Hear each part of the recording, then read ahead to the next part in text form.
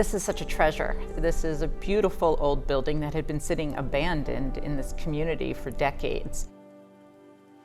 One of the most wonderful things about the project was actually working with the State Historic Preservation Office and the National Park Service, because they understood that this building was about adaptive reuse, and in fact that this building was something to inspire creativity in youth, provide a place for the community to come together, either as a community center or a place to see exhibitions or performances.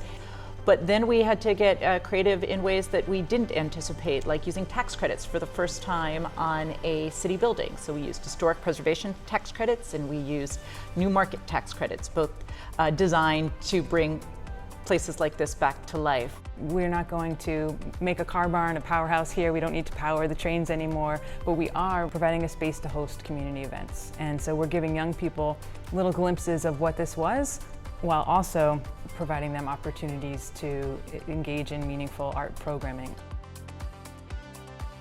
One of the really amazing things about this building in particular is that it was built in 1901 as the first electric railway system, and it continued in operation with that use through Muni and through its time frame until 1989. It really was sort of mothballed in its history of its initial use. And so we were working with this very historic, very old building and wanting to retain the layers of history and retain all of the grandeur of the space while still providing a code compliant and fully modern building for an entirely new use.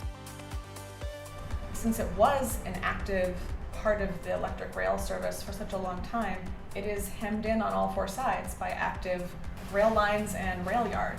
So for the construction team to come in and carefully be able to start to rehab this building was a challenge for them and for the city for sure. And we're really grateful that everybody was able to negotiate and figure out how they were going to stage, negotiating with all the various city entities for how they could be on the site safely. And we had an incredible mason on the job who really put the extra time in to notice where bricks had changed, mortar mixes changed as you moved from spot to spot or from facade to facade.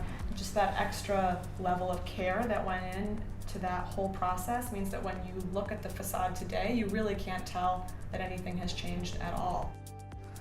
When we walked in the door in 2009, we were totally inspired by the inherent quality of the architecture, the really beautiful light that's coming from the skylight, the proportion and the height, even the texture of the existing brick, the existing concrete. We even love, for example, the graffiti that's been building up for many, many years. And we know we want to preserve all of that. That's an important part of the history. So we kind of look at it as a layer of history discovery and bring it to the future, and the next generation will make their own mark on this building.